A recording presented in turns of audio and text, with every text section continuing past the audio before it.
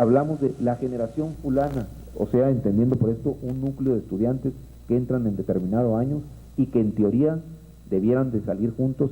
Ya sabemos que cuando inician el esfuerzo académico unos van quedando en el camino porque no era lo que querían, porque reprobaron, etcétera. Y que van llegando cada vez menos a medida que suben a los semestres superiores, y que van recogiendo incluso gentes que se quedaron atrás de otras generaciones. Pero así seguimos hablando de generación. Inclusive los maestros tendemos a generalizar: no, esta generación salió muy buena, son muy aplicados; no, esta otra generación, puros burros, no sirvió. Y hablamos así, en abstracto. Y las mismas generaciones, ellos a su vez a nosotros nos ponen apodos a todos. El problema de las generaciones es que genera una solidaridad en el proceso de aprendizaje entre los estudiantes. Una solidaridad donde los estudiantes se identifican a sí mismos rápidamente, igual que nosotros los identificamos. A las 3, 4 semanas ya los estereotipamos, justa o injustamente, en aplicados, regulares y burros. Más o menos. Y ellos a su vez ya nos dijeron que nomás dicta, este es el bueno, etcétera, es el que llega tarde. Y así hay un proceso de estereotipación recíproca. Bien, pero en ese proceso los estudiantes avanzan en el sistema napoleónico tradicional de la generación con una solidaridad que se presta a cierta simulación en el rendimiento del profesor y en el aprovechamiento del estudiante. Los mismos estudiantes se clasifican entre sí, y eso se ve muy notoriamente cuando les corresponde hacer los famosos trabajos colectivos o investigaciones de equipo, que dicen: no, a mí que no me toque con ese, man. Ese no hace nada y nomás quiere que firmar. Y sin embargo así se hace. Hay un compañero o varios que son los aplicados, dictan los procesos de trabajo, reparten las actividades, colaboran. Otros dicen: yo soy el que voy a sacar las copias.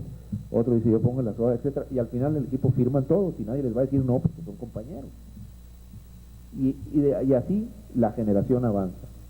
En el proceso de departamentalización el concepto de generación no desaparece, pero sí se matiza bastante, porque en el sistema de departamentos, por ejemplo, la materia de Derecho Constitucional, esa es una materia obligatoria para la carrera de Derecho, pero puede ser que sea optativa para la carrera de Economía o de Turismo.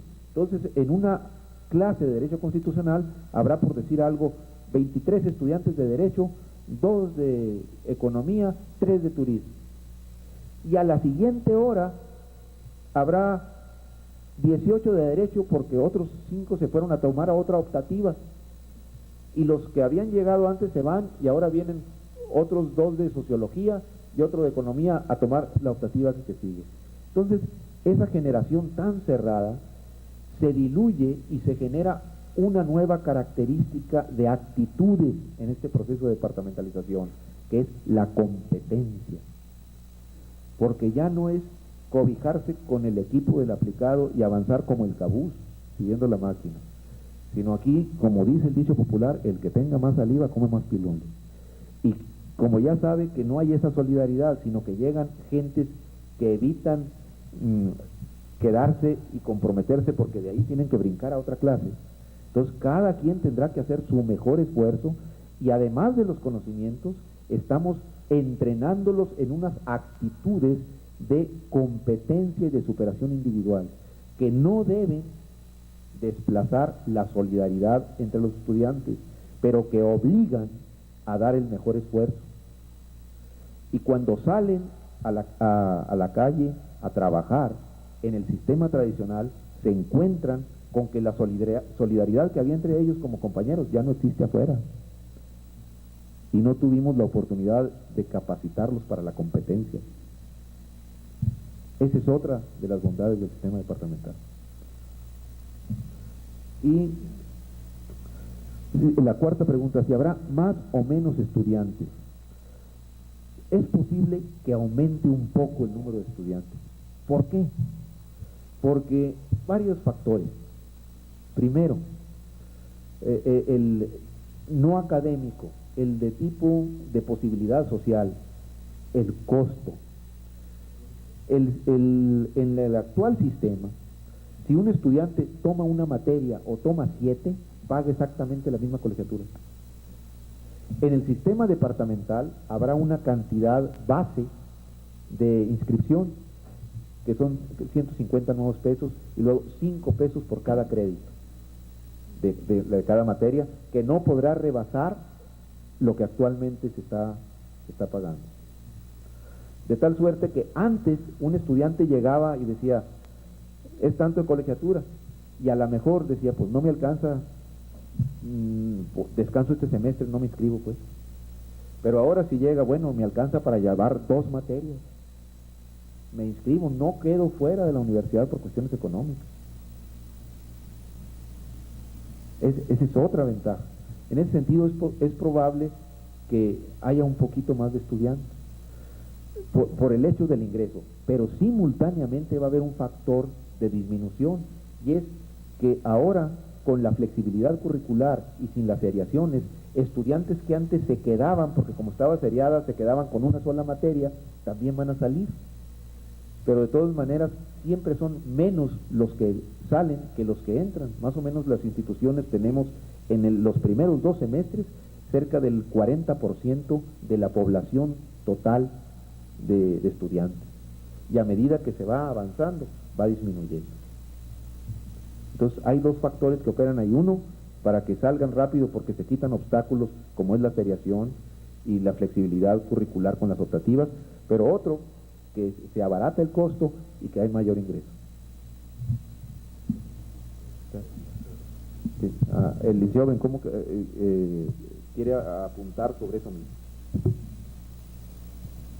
Sí, definitivamente muy importante, muy de fondo la pregunta del señor diputado Saldaña, pero ello implica una contestación muy delicada, más delicada que una caída en la barranca del cobre, por lo siguiente. Mire, definitivamente, señor diputado, que la masificación en las universidades perjudica a la academia. Tenemos que estar conscientes en nuestros recursos humanos académicos y nuestros espacios físicos. Sin embargo, yo creo que es un anhelo de todo chihuahuense, y no solo de todo chihuahuense, sino de todo mexicano, de que todos los jóvenes en este país, en nuestro país, tuvieran posibilidad de acceder a la educación universitaria. Ojalá algún día pudiera ser. Ahorita sabemos que es imposible. Sin embargo, he aquí otra de las bondades de la departamentalización. Así, en una forma muy breve, muy sucinta, podemos decir que la estructura departamental obedece a una organización por un área del conocimiento. Y voy a tratar de poner un ejemplo. Por ejemplo, ahorita en el área del conocimiento de las ciencias administrativas, tenemos nada más 2 escuelas: administración de empresas y licenciados en turismo. Bueno, con la estructura departamental, con una sola estructura administrativa y académica, podemos ofertar mayores posibilidades, es decir, más carreras. Con lo mismo que tenemos, podemos ofertar administración de empresas, licenciatura en turismo, licenciado en relaciones internacionales, contabilidad pública, comercio exterior, mercadotecnia. Entonces esto va a brindar la posibilidad de dar mayores opciones a los estudiantes, a los jóvenes, y en consecuencia tendremos más estudiantes.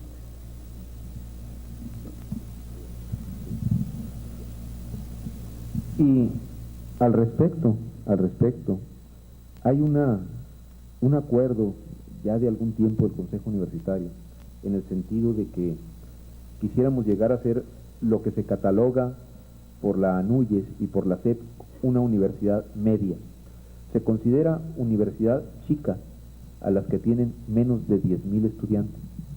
Se considera universidad media a las que tienen entre 10,000 y 15,000 estudiantes, y superior a 15,000 ya se considera un proceso de masificación.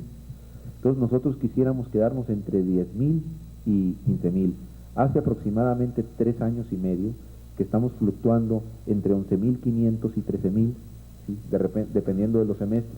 Entonces creemos que de alguna manera hemos llegado a un proceso estabilizador, pero el crecimiento de la ciudad implica que a futuro tendremos que tomar una decisión, y quisiéramos que las otras instituciones de educación superior de la ciudad pues tuvieran una cuota mayor del estudiantado, porque la universidad, no obstante que es casi la más joven de las instituciones, es la que más capta. Bueno, una cuestión que creemos que es importante hacer de su conocimiento: acabamos de plantearle al gobierno federal de la SED un proyecto FOMES al que estamos poniéndole mucho énfasis y creemos que va a ser autorizado. Es un proyecto para, en un lapso de 6 años, formar tanto aquí en el interior de la institución como en el exterior un total de unos 50 doctorados que vengan a fortalecer a la universidad, por un lado. Por otro lado, acordamos hace aproximadamente 4 meses en el Consejo Universitario que en lo sucesivo en la Universidad Autónoma de Ciudad Juárez únicamente se otorgarían nombramientos de maestros de carrera a aquellos maestros que tuvieran el posgrado mínimo de una maestría. Ello para darle un requisito académico y desvincularlo de todos los otros aspectos no académicos que han influido en los nombramientos de maestros de carrera.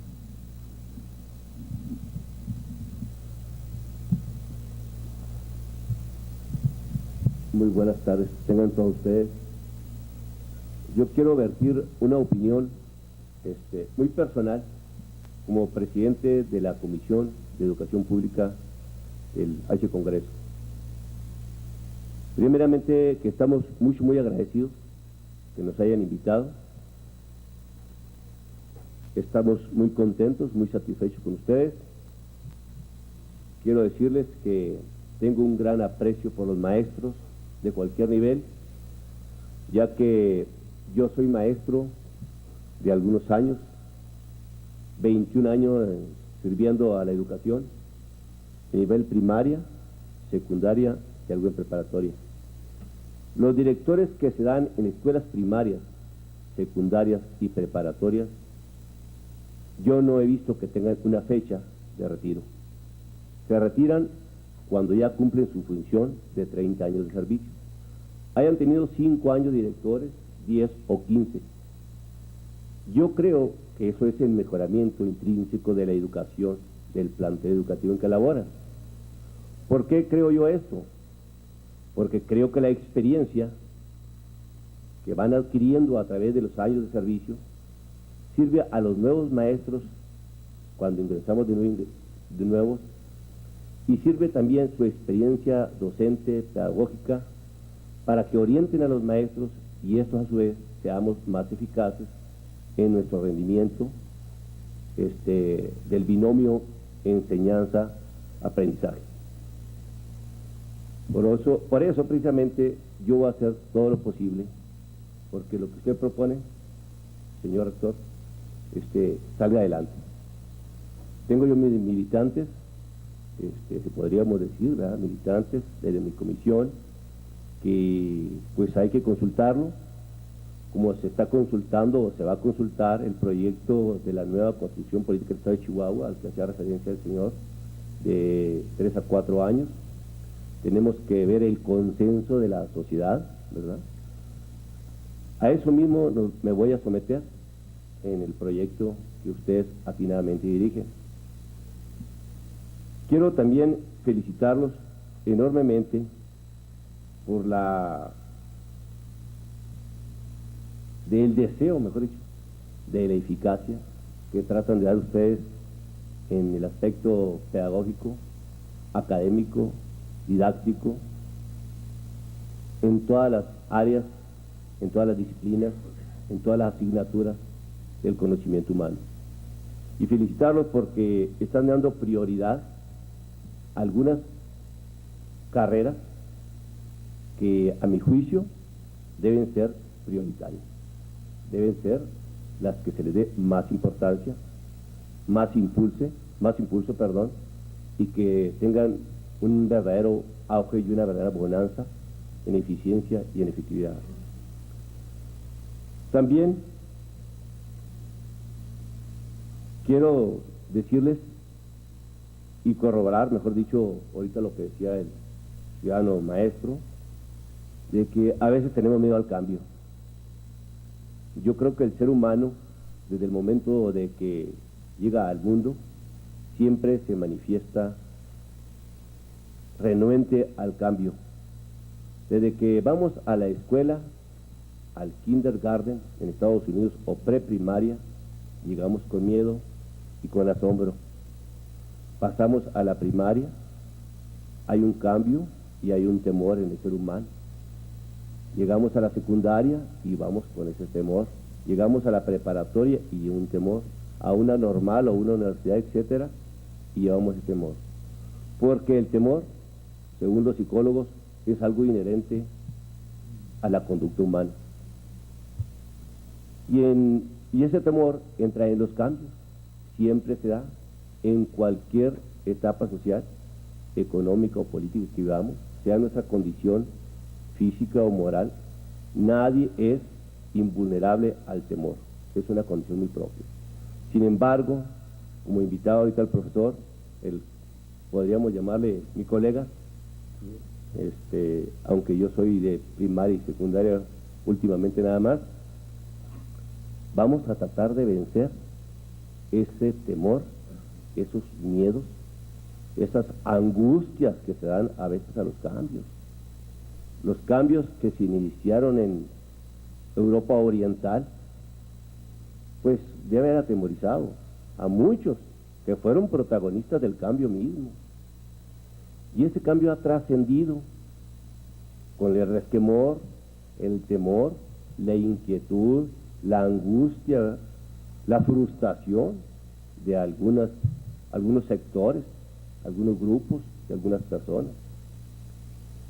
Pero recuérdese que somos individuos, precisamente por eso, porque tenemos la capacidad como individuos de controlar ese temor y esa angustia al cambio.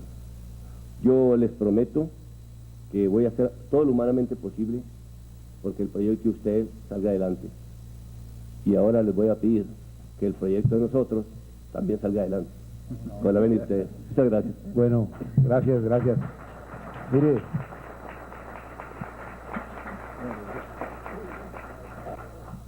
a propósito del último señalamiento, acabamos de concluir un foro sobre el Plan Estatal de Desarrollo.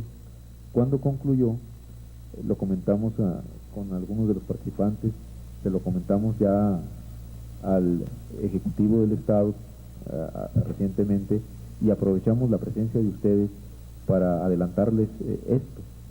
Tenemos el interés de organizar también un foro sobre la reforma propuesta a la Constitución del Estado, invitarlos a que participen en él, similar al del foro sobre el Plan Estatal de Desarrollo. De alguna manera, el gobierno del Estado tiene en la universidad un organismo del mismo. Nuestra función no es que aquí esté la universidad y allá el gobierno del Estado. Nosotros somos el gobierno del Estado a través de una función de educación pública superior. Somos un organismo descentralizado por servicio del gobierno del Estado. Y en ese sentido, la propuesta de ustedes, como nos atañe como parte del Estado mismo, del gobierno, pero también como parte de todos los chihuahuenses, y quisiéramos adelantarles que pensamos hacer un foro al respecto también. Una pregunta, Sí. una pregunta ya para terminar, compañero Corral. Se habla o se hablaba al principio de un eclecticismo que se dio en la escuela tradicional o napoleónica con la departamentalización. Así es. Quiero yo saber si ahora la escuela va a continuar una trayectoria de unitariedad pedagógica o didáctica, o va a arrancar algo de esa escuela tradicional, que a veces por ser tradicional pensamos que todo es negativo, ¿verdad? Claro. Cuando pensamos que los padres de antes nos educaban mal porque no sabían de psicología o sociología. Y los padres de ahora, que son psicólogos, pues orientan muy bien a sus hijos. Y vemos muchas veces que se tergiversan los hechos, ¿verdad? Resulta que encontramos muchos psicólogos desadaptados, consecuentemente con clientes desadaptados, ¿verdad? Y Señor diputado, no hemos localizado ningún psicólogo adaptado aquí en la universidad. ya corroboró lo dicho. Y muchas veces se dice de los padres antiguos que, pues yo puedo decirlo, ¿verdad? Soy de una generación ya algunos años atrás, ¿para qué decirlo? Ha llovido mucho, he granizado, ha caído nieve. Si sería necesario arrancar, ¿verdad?, de esas escuelas, porque yo como maestro me serví de las corrientes filosóficas, educativas modernas, pero también de la antigüita, como vulgarmente dice la pedagogía, cada maestrito a veces tiene su librito, ¿verdad? Claro.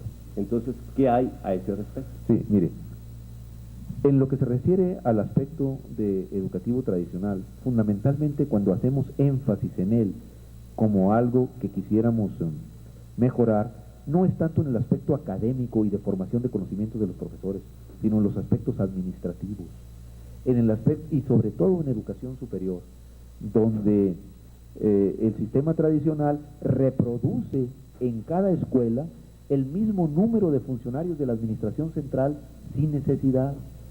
Entonces, cada escuela o facultad tiene un promedio de 8 o 9 funcionarios de primer nivel que hacen las mismas funciones que hacen de la administración central, pero es como su delegado allí, pues.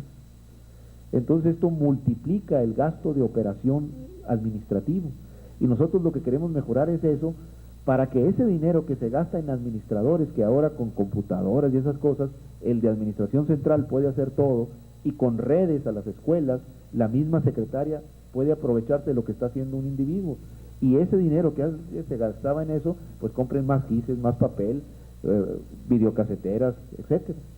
Eso es fundamentalmente. En el aspecto del conocimiento, la realidad de las cosas es que todos los maestros que estamos aquí en la universidad nos formamos y estudiamos en instituciones que tenían el modelo tradicional, con profesores de modelo tradicional que mucho los recordamos con mucho respeto y cariño. Hace precisamente unos 2 meses que el licenciado Bencomo y un servidor fuimos a la ciudad de Chihuahua y aprovechamos para visitar la Escuela de Derecho, y visitamos a un maestro nuestro que todavía está allí dando clases y está utilizando el mismo sistema y método con que nos enseñaba a nosotros, pero nosotros somos los primeros en reconocer su calidad en cuanto persona, su calidad y profesionalismo en cuanto maestro, y lo invitamos inmediatamente a que viniera a dar unas conferencias acá, porque no se trata de que lo que fue, que ya no sea, sino lo que fue de positivo, enriquecerlo y que nos enriquezca. Yo siento que esto de maestros viejos y maestros nuevos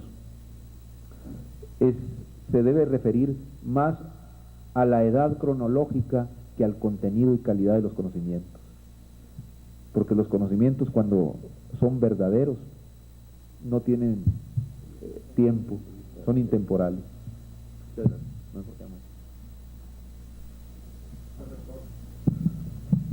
Señores directores del instituto, demás autoridades, miembros de la universidad, yo quisiera en primer lugar comentar algunos aspectos que la prensa ha venido manejando, primero en función de nuestra visita y luego en función de la invitación. Y creo que es importante para que nuestra presencia aquí se valore por parte de los medios de comunicación en justa dimensión. Nosotros recibimos la atenta invitación suya y de la universidad para asistir la semana pasada.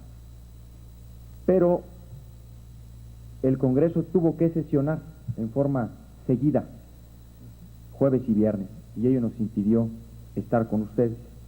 No había otro propósito más que atender lo que es la sesión ordinaria y luego estar aquí.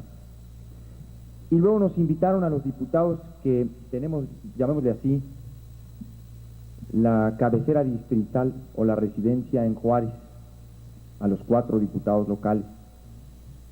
Y también fuimos conducto para invitar a los diputados de la Comisión de Educación. No es un hecho que esta comisión sea la que se le turne directamente, o pueden ser más comisiones. Aparte, nosotros creemos que por la naturaleza pues debe ser esta comisión. Y entonces nos adelantamos un poquito y venimos con ustedes a compartir, y ellos aceptaron de muy buena manera.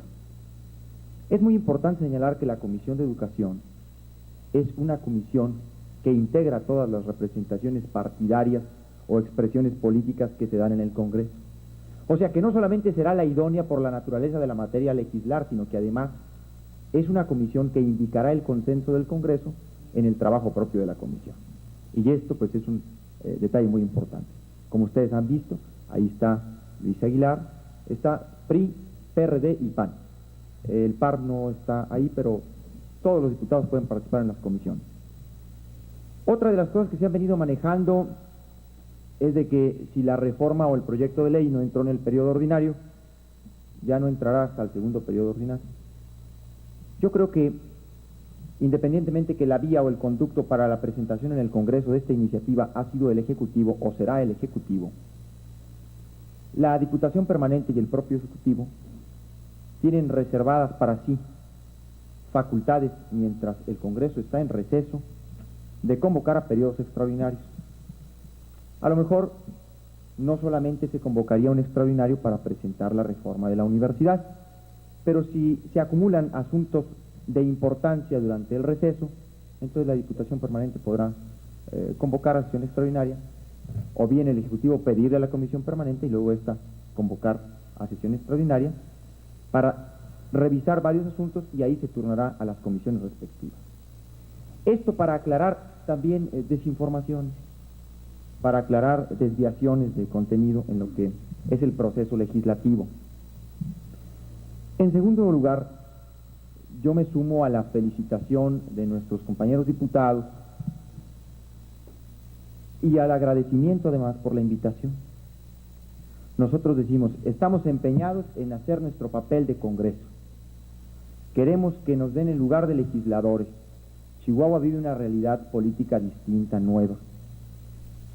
Estimamos mucho a don Francisco Barrios. Queremos en el Congreso de Chihuahua, los que somos del grupo parlamentario del PAN, hacer viable todo el conjunto de gobierno. Queremos que a él le vaya muy bien y queremos que también a nosotros nos vaya muy bien. Pero queremos hacer viable y avanzar en la división de poder.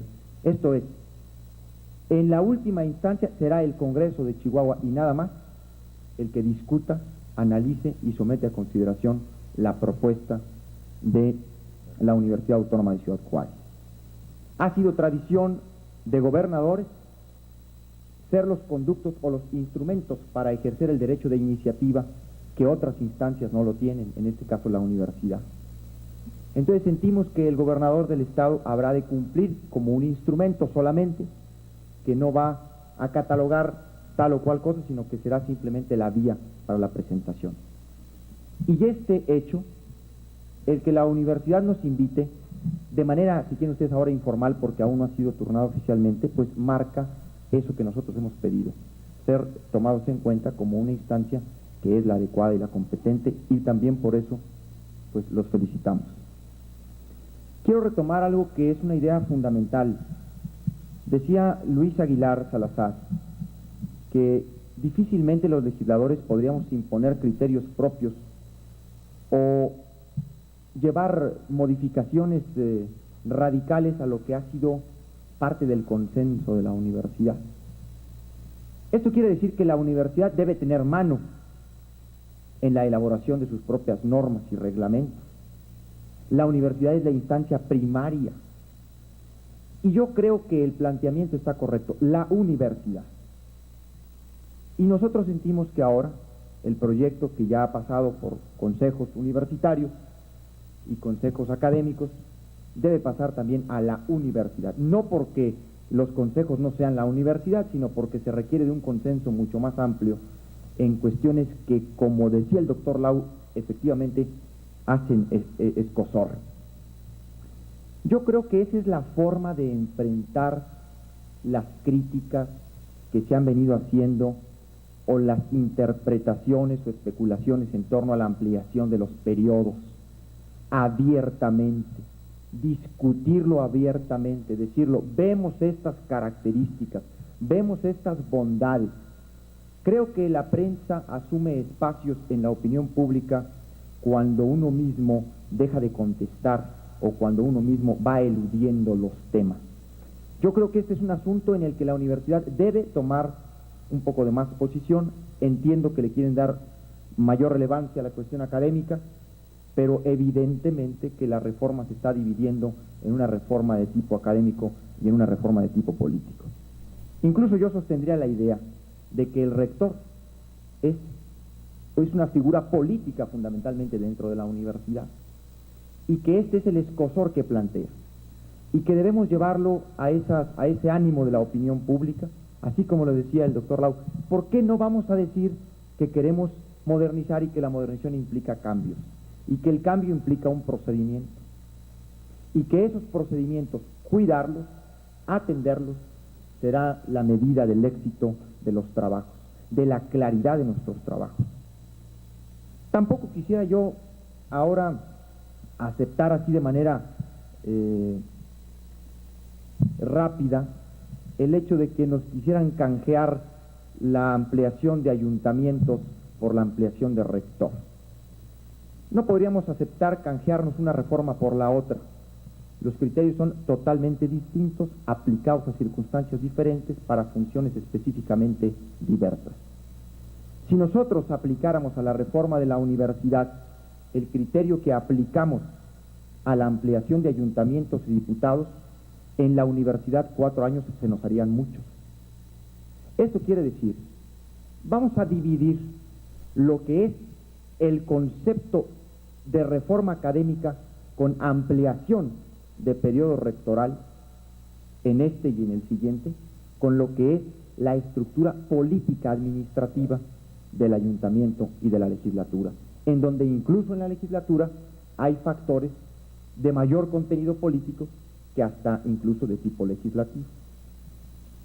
Y lo decimos así porque también a nosotros la prensa nos sigue igual que usted, y nosotros también tenemos que dar respuestas. Y si nosotros aplicáramos ese principio, entonces diríamos no tajante a la reforma de la universidad en esa materia. O sea, no podríamos, y aquí habría que tener cuidado en identificar los mismos criterios.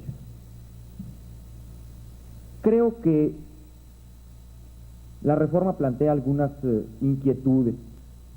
En lo personal, en la integración de los órganos de gobierno de la universidad, en la integración y en la pluralidad de los órganos de la universidad, tanto de estudiantes como de maestros, como de aquellos que están directamente ligados a la cuestión administrativa de la universidad. Me han surgido algunas inquietudes que estoy seguro en trabajo técnico de comisiones, en lo que es el trabajo propiamente ya de revisar articulado por articulado, tendrán que surgir y se tendrán que disipar. En primer lugar, creo que se ha mencionado aquí que el proyecto avanza, o sea, que ya se está realizando, que ya se efectúa en institutos.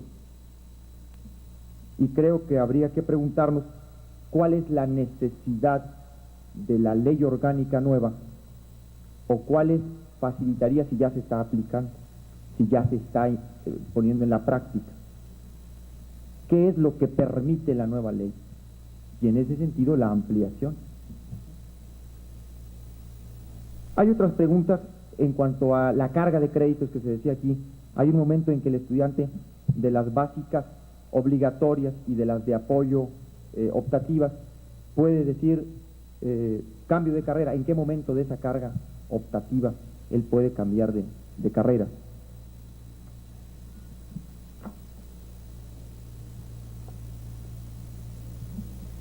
Hay otra referida a los órganos de integración.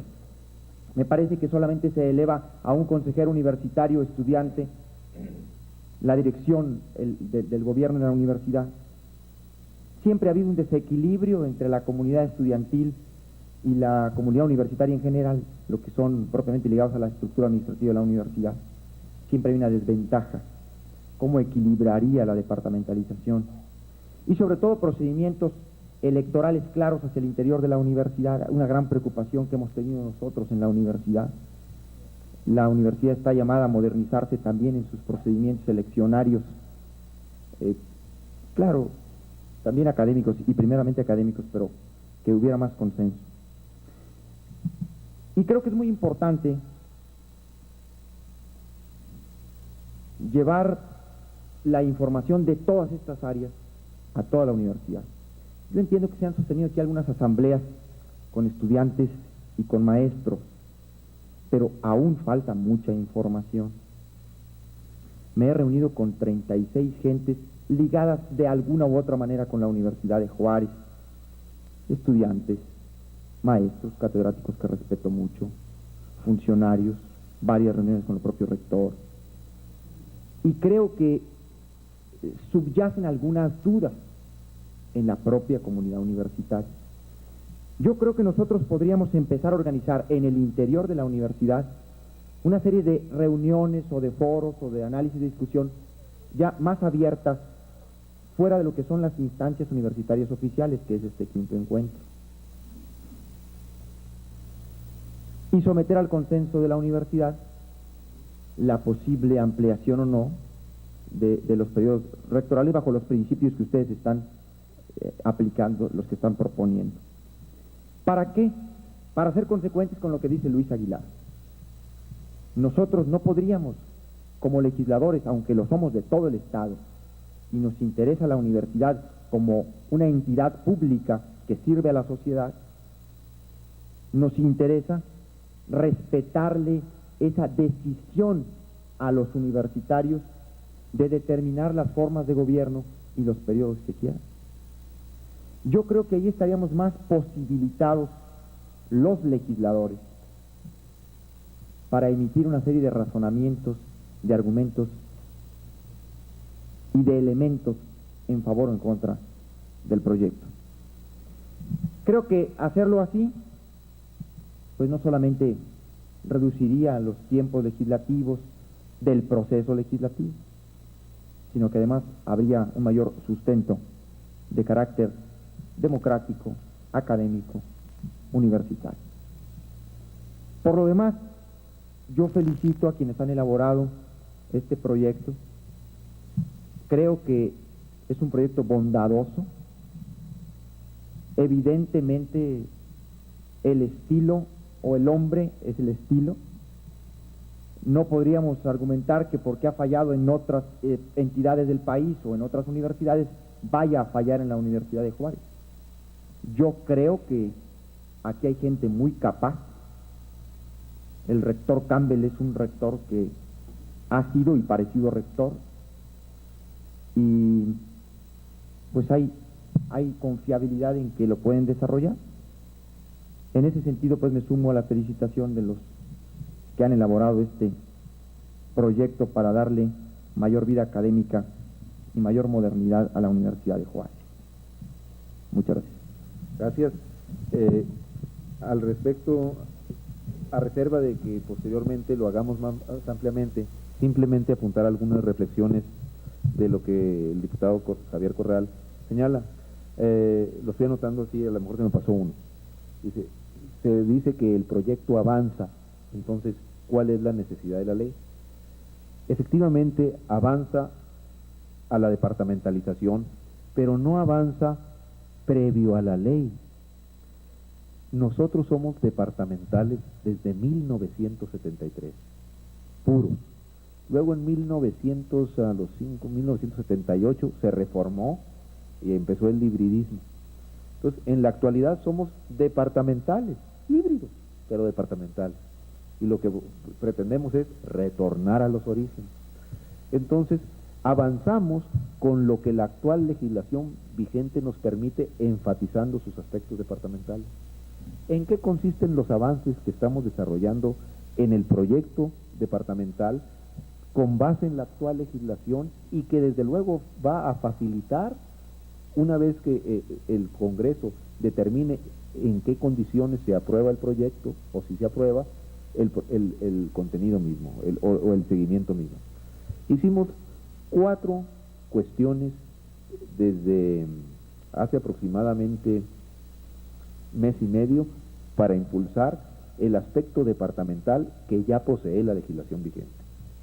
Primero, acordamos a través de los consejos técnicos, sobre todo del Instituto de Ciencias Sociales y del Consejo Académico, quitar las seriaciones, que no fueran las exclusivamente necesarias para mantener la esencia de las carreras.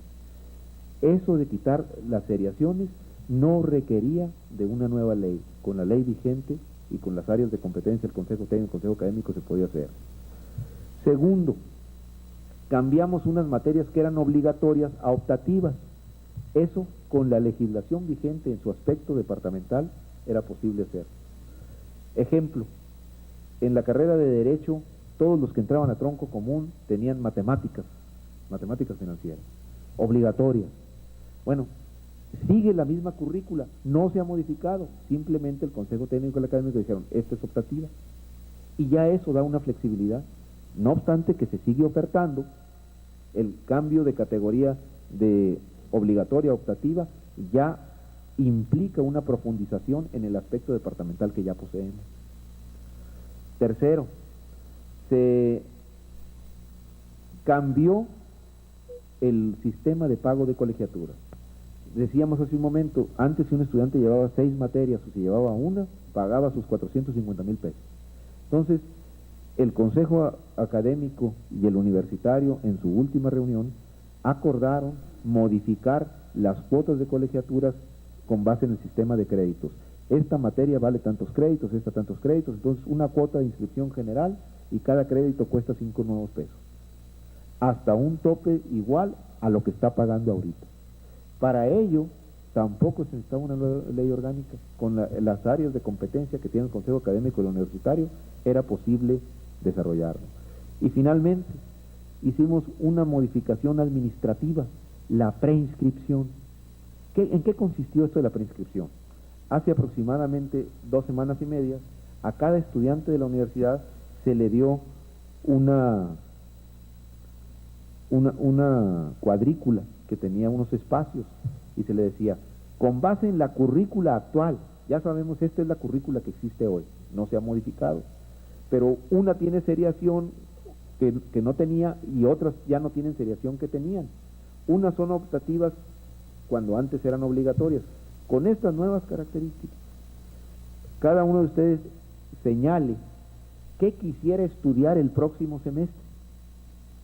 Entonces dijeron, pues yo quisiera llevar el próximo semestre esta y esta y esta otra. Y con esa la metimos a un banco de datos, sacamos las tiras de materias y se van a distribuir a los institutos, y en el aspecto administrativo, en la próxima inscripción, en lugar de hacer las colas que se tienen en rectoría, van al instituto, agarran su tira de materias con la preinscripción que dijeron. Si en un examen ordinario o extraordinario reprobaron una de las que querían llevar y que no les es posible, bueno, en el periodo de altas y bajas la acomodan. Pero si no, ya tienen su tira de materias, pueden ir a la caja o a un banco y ahí la pagan y nos ahorramos todo ese trabajo administrativo. Todas esas cuestiones, desde luego, están en la perspectiva de que una vez que el Congreso analice y considere si es conveniente o no la departamentalización, facilitaría la aplicación de operatividad del proyecto que está ahora en su poder. Pero de todas maneras, con la actual legislación vigente, esas cuestiones tienden a enfatizar los aspectos de la departamentalización híbrida que tenemos. En ese sentido, sería el comentario con el punto 1. En cuanto a la carga de créditos, el maestro Lara ya explicó cómo se hizo el análisis del valor de créditos de cada materia, y en realidad están llevando un máximo de 6 materias, ¿no? Se calculó los créditos para que llevaran un máximo de 6 materias por semestre.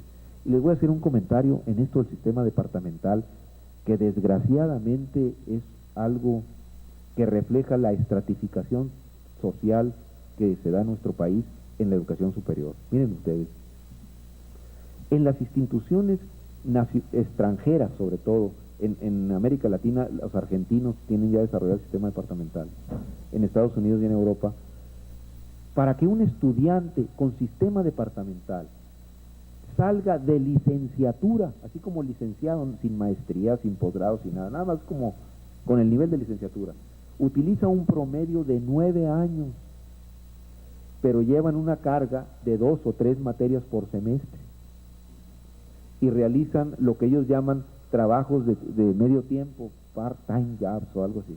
Entonces ellos a veces trabajan un semestre y juntan dinero para estudiar al otro, o llevan nada más 2 materias y trabajan en la tarde, etcétera.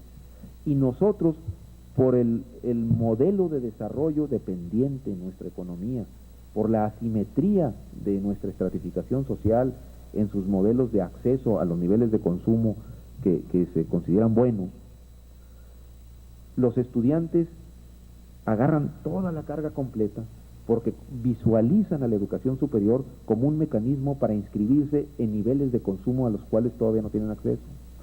Entonces llegan estudiantes a primer semestre que están casados, que trabajan en una maquiladora, tienen entre 18 y 21 años, entonces se levantan a las 5 de la mañana para medio tomarse un café ahí, subirse a, si no tienen automóvil, a 2 peceras, ir a la maquiladora, salir a las 3:30 después de echarse un lonche ahí a la mañana, llegar derrapándose a las 4:30 de la tarde a la universidad y estarse hasta las 10 u 11, y luego se van a su casa, llegan a las 12, 2:30 a ver qué cenan. ¿Y ustedes qué creen, señores diputados, que dicen, voy a preparar la clase de mañana? Pues no, lo que quieren es acostarse y levantarse otra vez para las 5, y el resultado es que esos que se pusieron una carga muy alta no terminan, o las dan de baja o reprueban 4. Y si el profesor les dice, no puedes llevar tantas porque no te corresponde, él no ve que el profesor lo quiere ayudar, sino dice, ¿y por qué me quiere tener aquí más tiempo si yo lo quiero salir pronto? Entonces, a los 2 semestres de estar en esa, ya entienden a fuerza de reprobadas. Pero al principio, la actitud es otra. Entonces, la carga de créditos está diseñada con un máximo de 6, y alguien me preguntaba, ¿y si en un caso concreto sale un joven sobresaliente que quiera adelantar y que sus maestros lo acrediten y lo avalen como que tiene posibilidades en su capacidad?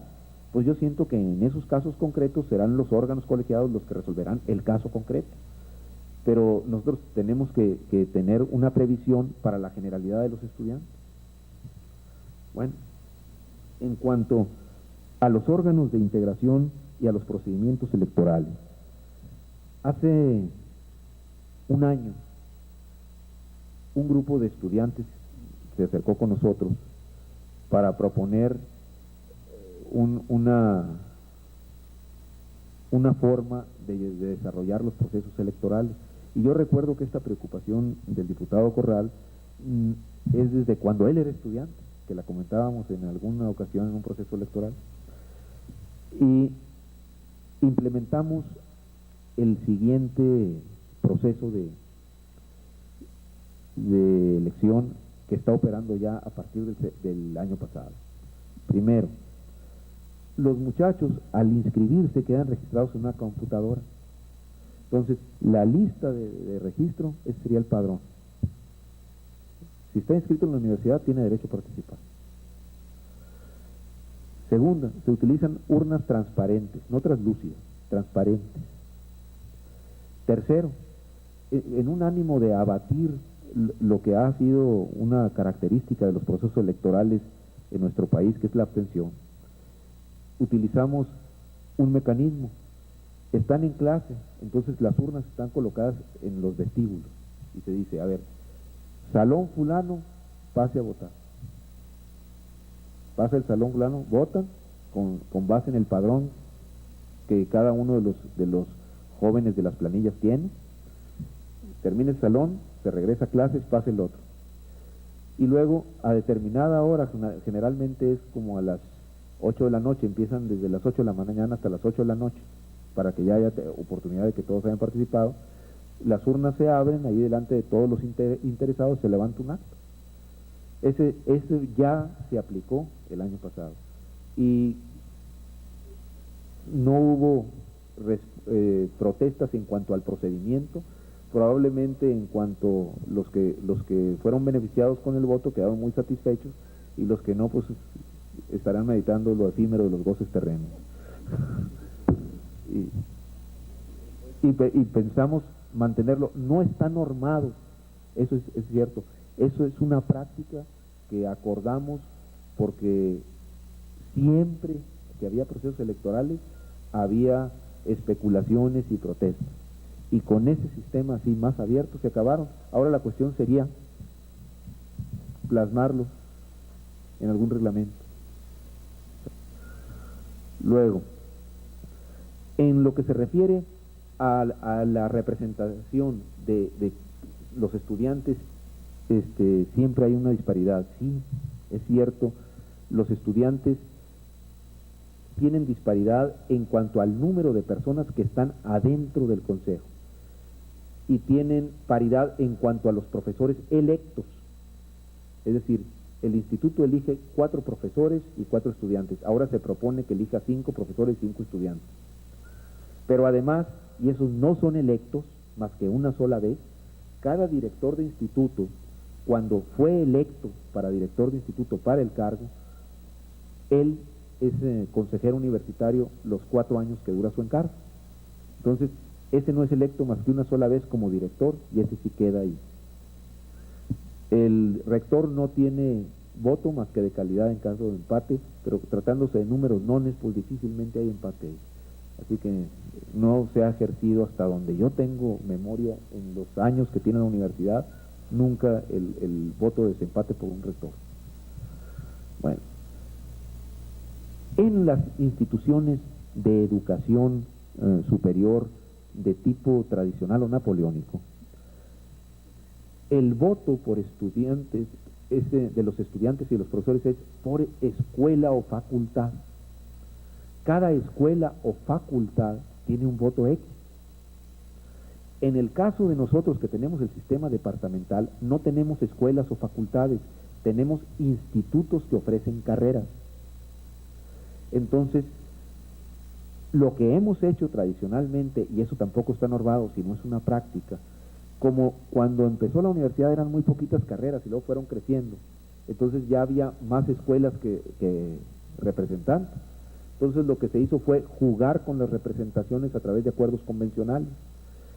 Las escuelas grandotas, las que eran casi el 60 o 70% de todo el núcleo estudiantil, esos tenían permanentemente su consejero.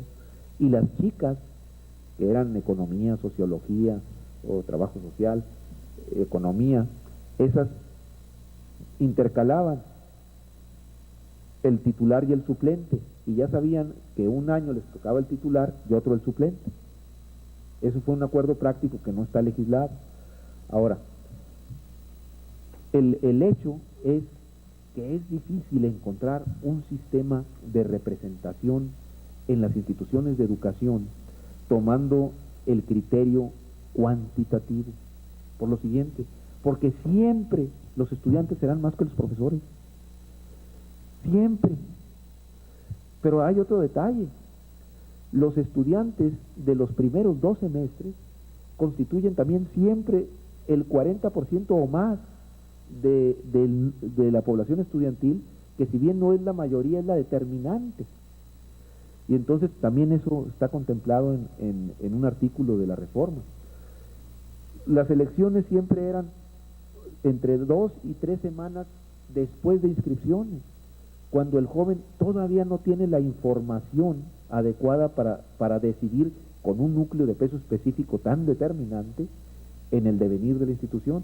Ahí la propuesta que estamos haciendo es que en lugar de ser en septiembre, sean en mayo, para que no al principio del semestre, sino al final, para los que jóvenes estudiantes, que son un núcleo tan mayoritario, tengan 4 meses cuando menos, para que tengan una menor desinformación. De todos modos, 4 meses no es nada para conocer una institución, pero de todos modos se reduciría pues la desinformación. La verdad es que no hemos encontrado nosotros ni ninguna institución un sistema de representación en las instituciones de educación superior que se atenga estrictamente a los criterios cuantitativos, por el hecho de que los estudiantes son abrumadora mayoría, pues en promedio habrá en cada salón 35 por cada profesor, y eso sin tomar en cuenta que no es un profesor por salón, sino que hay profesores que dan de tiempo completo varias horas. Entonces, ahí los criterios tienen que ser consensados para que haya una representación adecuada, no de la cantidad, sino de los intereses en juego. ¿Cuáles son los intereses de los estudiantes? Tener buenos profesores, tener buenas bibliotecas, tener buenos laboratorios, que los procesos administrativos sean ágiles, etcétera. Entonces, la representación debe ser de tal naturaleza y cuantía que garantice la defensa de esos intereses. En eso yo creo que no hay discusión, pero se me haría difícil así que pensar en un sistema de representación cualitativo como el que se da en los procesos de emisión de sufragio en la sociedad civil. Luego, en lo que se refiere a la información a través de asambleas, acogemos con beneplácito esto, y nosotros mismos, lo que pasa es que ahorita estamos en vacaciones, entrando lo plantearemos y les pediríamos a ustedes que nos acompañaran. ¿Sabes? Y pues yo me sumo a lo dicho tanto por el diputado Aguilar como por usted, en cuanto que la decisión de los universitarios sea cualitativamente considerada por ustedes. Tengo una inquietud, ahora que hablamos de reglamentar pues el procedimiento de elección. Evidentemente que la ley orgánica es fundamental, pero es una normatividad de carácter general. Serán otros instrumentos, como la reglamentación, la que instrumentalice esta ley orgánica. Y evidentemente que es también muy importante saber cuáles son los procedimientos que van a reglamentar a la normatividad general. En lo particular, creo que también sería de mucho beneficio para el análisis que la comisión o que el propio Congreso haga, que tuviéramos acceso a lo que serán los reglamentos de esta ley orgánica. Aun cuando es materia de aprobación exclusiva o que en competencia le corresponde en exclusiva al Consejo, sería conveniente saber cuáles son la materialización de algunos de los conceptos de esta departamentalización, porque pueden contribuir también a consolidar una opinión o a dar más luz sobre lo que significa el proyecto. ¿Cómo no? Y ojalá que también ahí se pudiera incluir ya de alguna manera la reglamentación de esos procesos, claro, que en otras ocasiones pues han causado polémicas, y de los que estuvimos inmiscuidos en esos procesos seleccionarios, que llegamos ciertamente con otra realidad universitaria muy distinta, abismalmente distinta a la que hoy vive la universidad. Debo reconocerlo, no tengo por qué regatear este mérito de mayor ambiente de libertad, de respeto a la pluralidad que hoy se vive en la universidad. Y bueno, creo que eso sería también muy importante, claro, que pudiéramos entregar un reglamento en donde esta aspiración de los universitarios, que acabó con aquellas votaciones en el audiovisual en donde unos se hacían para un lado y otros para otro delante del director de la carrera o del instituto, y que de alguna manera eran procesos manipuladores, orientadores de la visión de los universitarios. Mire, al respecto, hace aproximadamente 7 semanas se nombraron, 9 semanas, 2 meses, 1 semana, se nombraron 4 comisiones en el Consejo Universitario, o sea, todos los consejeros, maestros y alumnos se repartieron, a alguien le tocó alguna comisión, y se dijo, estos son los reglamentos vigentes, vamos a repartirnos en las comisiones los reglamentos y tratar de que en cada comisión haya gente de cada uno de los 3 institutos para adecuarlos al proyecto de ley. Esos reglamentos están concluidos en sucio, vamos a ponerlos en limpio y hacérselos llegar. En esto participaron en cada comisión aproximadamente 4 estudiantes y 4 profesores. Y cuando lo consideraron pertinente, hubo funcionarios, por ejemplo, si el reglamento era de administración, entonces el director general de servicios administrativos les explicaba lo que consideraban ellos que querían explicar. Los estudiantes sobre todo nos hicieron mucho énfasis en esto de los reglamentos de estudiantes, y no está contemplado en eso esto de los procesos electorales. Yo creo que eso debe estar más bien en el reglamento, hacerle una visión al reglamento de cuerpos colegiados, al reglamento de los consejos técnicos y del consejo universitario, porque había además alrededor de unos 19 reglamentos. Entonces decidimos hacer únicamente 4 reglamentos. Uno, el reglamento general de administración, donde están las facultades, competencias y atribuciones de todos los funcionarios de la administración central y de los institutos. Ahí, todo lo que es aspecto administrativo ahí está. Luego, el reglamento de cuerpos colegiados, donde está consejo académico, consejo universitario, consejos técnicos, consejos de academia, todo ahí. Luego, el reglamento de profesores, donde está todo lo relativo a la actividad de los docentes investigadores, de los académicos, y el reglamento de alumnos. Ahí vienen inscripciones y pago, bajas por escolaridad, colegiaturas, etcétera, titulación y demás.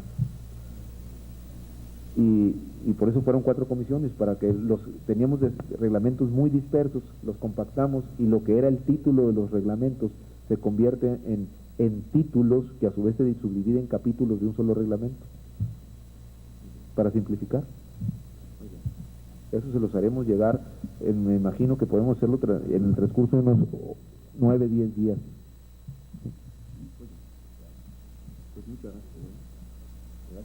Bueno, ahora nos toca a nosotros, y yo sé que expreso la opinión de todos los presentes, de que vemos con mucho beneplácito la presencia de ustedes, y no quiero soslayar lo que varios de ustedes apuntaron, y yo creo que es importante que nosotros aquí en la universidad reconozcamos y tengamos presente el hecho de que la presencia de una representación del Congreso del Estado enfatiza con su participación expresamente la concepción de la división de poderes. En ese sentido, yo creo que los chihuahuenses, en términos generales, somos privilegiados en el ámbito de la República. Si ustedes logran la congruencia en su actividad con ese postulado, mucho será lo que como Estado de la República aportaremos al bienestar de nuestro país. Enhorabuena.